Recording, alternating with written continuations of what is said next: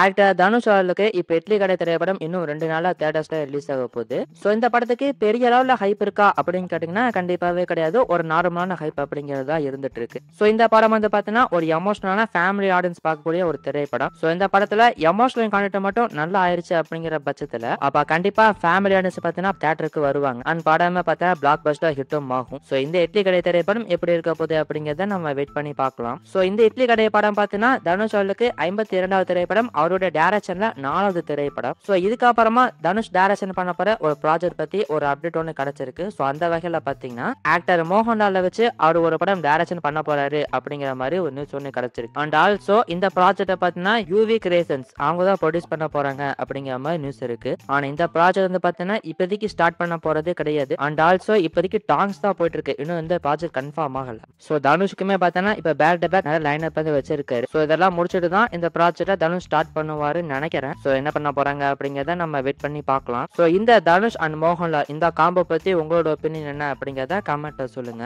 Actor Chiyaan Vikram வந்து பாத்தீங்கன்னா அடுத்ததா விஷ்ணு யாடன் அவரோட இயக்கத்துல தான் ஒரு படம் பண்ண போறாரு அப்படிங்கிறது ஆல்மோஸ்ட் வந்து பாத்தீங்கன்னா கன்ஃபார்ம் ஆயிருச்சு. சோ அந்த ப்ராஜெக்ட பாத்தீங்கன்னா வேல்ஸ் தான் ப்ரொடியூஸ் பண்ண போறாங்க அப்படிங்கிற மாதிரி சொல்லப்படுது. சோ இந்த ப்ராஜெக்ட பத்தி இப்ப கூடுதலா கிடைச்சிக்கிற ஒரு தகவல் என்ன அப்படின்னு பாத்தீங்கன்னா நம்ம அனிருத்தா இந்த படத்துக்கு மியூசிக் பண்ண போறாரு அப்படிங்கிற மாதிரி ஒரு அப்டேட் ஒன்னு கிடைச்சிருக்கு. சோ இப்போதைக்கு அவர்கிட்ட டாக்ஸ் போயிட்டு இருக்கு அப்படிங்கிற மாதிரி சொல்லப்படுது. சோ இதுக்கான அபிஷியல் அனௌன்ஸ்மெண்ட் எது வருதா அப்படிங்கறத நம்ம வெயிட் பண்ணி பார்க்கலாம். அண்ட் இது போக சியான் விக்ரம் அவர்களுக்கு அடுத்த வருஷம் வந்து பாத்தீங்கன்னா 2 திரைப்படங்கள் ரிலீஸ் ஆக போகுது அப்படிங்கிற மாதிரி சொல்லப்படுது. அதுல ஒரு படம் வந்து பாத்தீங்கன்னா இந்த விஷ்ணு யாடனோட ப்ராஜெக்ட் தான். சோ இன்னொரு ப்ராஜெக்ட் என்ன அப்படிங்கிறது கன்ஃபார்ம்டா தெரியல. ஆனா அடுத்த வருஷம் பாத்தீங்கன்னா சியான் விக்ரம் அவர்களுக்கு ஃபர்ஸ்ட் ஹாஃப்ல ஒரு படமும் செகண்ட் ஹாஃப்ல ஒரு படமும் ரிலீஸ் ஆகும் அப்படிங்கிற மாதிரி சொல்லப்படுது. சோ இதுக்கான அபிஷியல் அனௌன்ஸ்மெண்ட் எது வருதா அப்படிங்கறத வெயிட் பண்ணி பார்ப்போம்.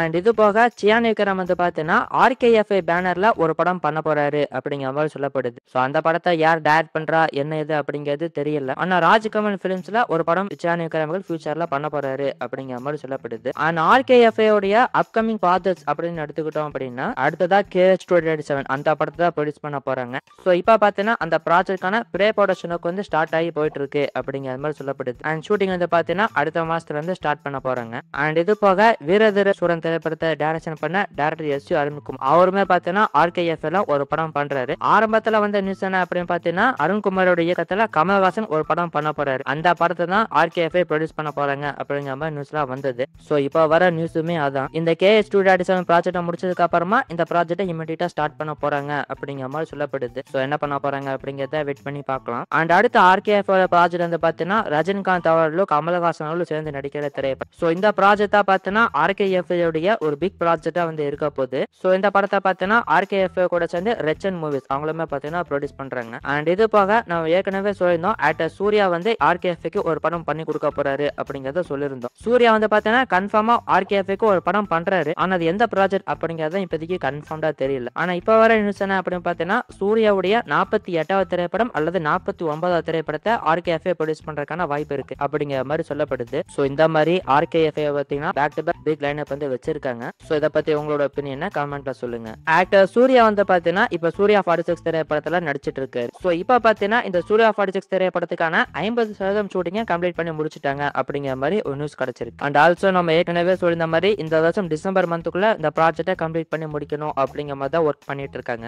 சோ இந்த சூர்யா 46 திரைப்படத்துல இருந்து ஒரு அப்டேட் ஒன்னு அடுத்த மாசம் வரதுக்கான வாய்ப்பு இருக்கு அப்படிங்கிற மாதிரி நியூஸ் கிடைச்சிருக்கு. தீபாவளிக்கு ஏதாச்சும் அப்டேட் ரிலீஸ் பண்ணுவாங்க அப்படிங்கிற மாதிரி சொல்லப்படுது. சோ இதுக்கான அபிஷியல் அனௌன்ஸ்மெண்ட் வருது அப்படிங்கறத வெயிட் பண்ணி பார்க்கலாம். பிரதீப் ரங்கநாதருடைய LIK திரைப்படம் இப்ப கன்ஃபார்ம் ஆயிடுச்சு. இந்த படம் தீபாவளிக்கு வரப்போறது கிடையாது. சோ இந்த படம் தீபாவளிக்கு வர்றதுக்கு OTT ஒரு பெரிய காரணமா இருந்தாலும் இன்னொரு பக்கம் பாத்தீங்கன்னா இந்த படத்துக்கான ஷூட்டிங்கே இன்னும் முடியல. இன்னும் 10 நாள் பாத்தீங்கன்னா பேட்ச் ஒர்க் ஷூட்டிங் வந்து இருக்கு. சோ அதனாலதான் பாத்தீங்கன்னா இந்த LIK திரைப்படம் வந்து இப்ப ரிலீஸ் ஆகல. சோ அந்த பேட்ச் ஒர்க் ஷூட்டிங் வந்து பாத்தீங்கன்னா அடுத்த மாசம் ஸ்டார்ட் பண்ணி கம்ப்ளீட் பண்ணிடுவாங்க அப்படிங்கிற மாதிரி சொல்லப்படுது. சரி தீபாவளிக்கு வரல அப்ப எப்பதான் இந்த LIK திரைப்படம் வரப்போகுது அப்படின்னு பார்க்கும்போது இந்த வருஷம் நவம்பர் மந்த்ல இருந்து அடுத்த வருஷம் பிப்ரவரி மந்த்துக்குள்ள இந்த LIK திரைப்படத்தை ரிலீஸ் பண்றதுக்கு பிளான் பண்ணிருக்காங்க அப்படிங்கிற மாதிரி சொல்லப்படுது. மோஸ்டா பாத்தீங்கன்னா இந்த வருஷம் எண்டுக்குள்ள வந்துரும். ஒருவேளை மிஸ் ஆச்சு அப்படிங்கிற பட்சத்துல அப்ப அடுத்த வருஷம் வேலண்டைன்ஸ் டே ஸ்பெஷலா பிப்ரவரி 14ஆம் தேதி வரதுக்கான வாய்ப்பு இருக்கு அப்படிங்கிற மாதிரி சொல்லப்படுது. அண்ட் ஆல்சோ இந்த LIK திரைப்படத்துக்கான OTT ரைட்ஸ்க்காக அமேசான் பிரைம் கிட்ட டாக்ஸ் போயிட்டு இருக்கு அப்படிங்கிற மாதிரி சொல்லப்படுது. சோ சீக்கிரமா இந்த ப்ராப்ளம் சார்ட் அவுட் ஆகி இந்த படத்தை ரிலீஸ் பண்ணிடுவாங்க. சோ இந்த படம் எப்ப ரிலீஸ் ஆகுது அப்படிங்கறத நம்ம வெயிட் பண்ணி பார்ப்போம். சோ கன்ஃபார்மா பிரதீப் ரங்கநாதனுடைய டூ திரைப்படம் இந்த வருஷம் தீபாவளிக்கு ரிலீஸ் ஆயிரும். சோ இப்ப பாத்தீங்கன்னா இந்த டூ டூத் திரைப்படத்துக்கான சென்சார் ப்ராசஸ் போயிட்டு இருக்கு அப்படிங்கிற மாதிரி சொல்லப்படுது. சோ இந்த படத்துக்கு யூபர் சர்டிபிகேட் தான் கொடுப்பாங்கன்னு நினைக்கிறேன். வெயிட் பண்ணி பார்க்கலாம். அண்ட் படத்துடைய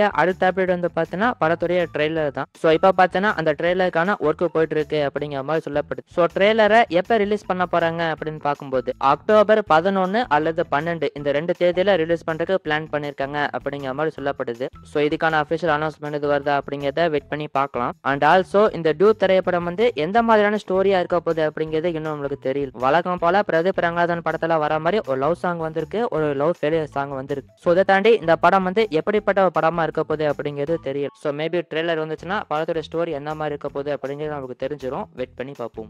லோகா சாப்டர் 2 பார்த்தீங்கன்னா இப்ப அபிஷியலா கன்ஃபார்ம் பண்ணிட்டாங்க. சோ டொவினோ தாமஸும் துல்கர் சல்மானும் இருக்கிற மாதிரி சின்னதா டீசர் விட்டு இது அபிஷியலா கன்ஃபார்ம் பண்ணிட்டாங்க. அண்ட் நம்ம ஏற்கனவே சொல்லியிருந்த மாதிரி இந்த சாப்டர் 2 வந்து பாத்தீங்கன்னா டொவினோ தாமஸ் யாரு அப்படின்னு சொல்லக்கூடிய ஒரு படமா தான் இருக்க போகுது. அவரோட ஸ்டோரி தான் இந்த படமா இருக்க போகுது. அண்ட் அது கூட இந்த படத்துலயுமே பாத்தீங்கன்னா துல்கர் சல்மான் வந்துட்டு ஒரு கேமியோ அப்பியரன்ஸ்ல வர போறாரு. அண்ட் ஆல்சோ இந்த படத்துல பாத்தீங்கன்னா டொவினோ தாமஸ் வந்துட்டு டூயல் ரோல்ல நடிக்க போறாரு அப்படிங்கிற மாதிரி சொல்லப்படுது. சோ அந்த வகையில படத்துடைய ஹீரோவும் அவர் தான், வில்லனும் அவரு தான். சோ லோகா பார்ட் 1 பாத்தீங்கன்னா கலிங்காட்டி நீலிய வச்சு அந்த ஸ்டோரியில பண்ணியிருந்திருப்பாங்க. சோ பார்ட் 2ல எப்படி பண்ண போறாங்க அப்படிங்கறத நம்ம வெயிட் பண்ணி பார்க்கலாம். சோ இந்த படத்துக்கான ஷூட்டிங் வந்து பாத்தீங்கன்னா சீக்கிரமா ஸ்டார்ட் பண்ண போறாங்க அப்படிங்கிற மாதிரி சொல்ல மேபி இந்த வருஷம் எண்ட்ல ஸ்டார்ட் பண்ணிடுவாங்கன்னு நினைக்கிறேன். வெயிட் பண்ணி பார்ப்போம். ஆக்டர் கவினுக்கு அடுத்ததா ரிலீஸ் ஆக போற திரைப்படம் வந்து மாஸ்க் திரைப்படம் தான். சோ இந்த படத்துக்கான ஷூட்டிங் வந்து பாத்தீங்கன்னா கம்ப்ளீட் பண்ணிட்டாங்க அப்படிங்கிற மாதிரி சொல்லப்படுது. இன்னும் ஒரே ஒரு சாங் ஷூட் மட்டும் தான் பேலன்ஸ் இருக்கு அப்படிங்கிற மாதிரி நியூஸ் கிடைச்சிருக்கு. சோ இது போக இப்ப பாத்தீங்கன்னா இந்த படத்துக்கான ட்ரெய்லர் வந்து போயிட்டு இருக்கு அப்படிங்கிற மாதிரி சொல்லப்படுது. சோ இது போக இண்டஸ்ட்ரியில ஒரு சில பேர் வந்து பாத்தீங்கன்னா இந்த படத்துடைய ட்ரெய்லர் வந்து பார்த்திருக்காங்க. அண்ட் பார்த்தவங்க எல்லாமே சூப்பரா இருக்கு ட்ரெய்லர் அப்படிங்கிற மாதிரி சொல்லிட்டு இருக்காங்க. அண்ட் ஆல்சோ இந்த படம் வந்து ஒரு வித்தியாசமான கதைக்களம் கொண்ட ஒரு படமா இருக்கும் அப்படிங்கிற மாதிரி சொல்றாங்க. சோ அந்த ட்ரெய்லர் வந்து சீக்கிரமா ரிலீஸ் பண்ண போறாங்க அப்படிங்கிற மாதிரி சொல்லப்படுது. சோ வெயிட் பண்ணி பார்க்கலாம். சோ இந்த படம் வந்து கவினாலுக்கு ஒரு கம்பேக்கான திரைப்படமா இருக்குமா அப்படிங்கறத எதிர்பார்த்துட்டு இருக்காங்க. சோ லாஸ்டா ரிலீஸ் ஆன கிஸ் திரைப்படம் பாத்தீங்கன்னா ஓரளவுக்கு நல்ல படமா இருந்துச்சு. ஆனது கவினுக்கு கம்பேக் திரைப்படமா அமையல. சோ அந்த வகையில இந்த மாஸ்க் திரைப்படம் எப்படி இருக்க போகுது அப்படிங்கறத நம்ம வெயிட் பண்ணி பார்க்கலாம். சோ இந்த படத்தை பார்த்தீங்கன்னா இந்த வருஷம் எண்டுக்குள்ள ரிலீஸ் பண்ணணும் அப்படிங்கிற மாதிரி பிளான் பண்ணிருக்காங்க. சோ இந்த மாஸ்க் திரைப்படத்தை எப்ப ரிலீஸ் பண்ண போறாங்க அப்படிங்கறத வெயிட் பண்ணி பார்ப்போம். தேவரா பார்ட் 2 படத்தை பார்த்தீங்கன்னா இப்ப அபிஷியலா அனௌன்ஸ்மெண்ட் பண்ணிட்டாங்க. சோ ரீசெண்டா படம் ரிலீஸ் ஆகி ஒரு வருஷம் ஆச்சு அப்படிங்கிற போஸ்டர் வந்து பாத்தீங்கன்னா ரிலீஸ் பண்ணியிருந்தாங்க. அண்ட் அதுல பாத்தீங்கன்னா பார்ட் 2 சீக்கிரமா எடுக்க போறோம் அப்படிங்கறத கன்ஃபார்ம் பண்ணிட்டாங்க. சோ தேவரா பார்ட் 1ல மிகப்பெரிய பலமா அனிருத்துடைய மியூசிக் வந்து பாத்தீங்கன்னா இருந்தது. சோ அந்த வகையில இந்த பார்ட் 2க்குமே அனிருத்தா மியூசிக் பண்ண போறாரு அப்படிங்கறத அபிஷியலா கன்ஃபார்ம் பண்ணிட்டாங்க.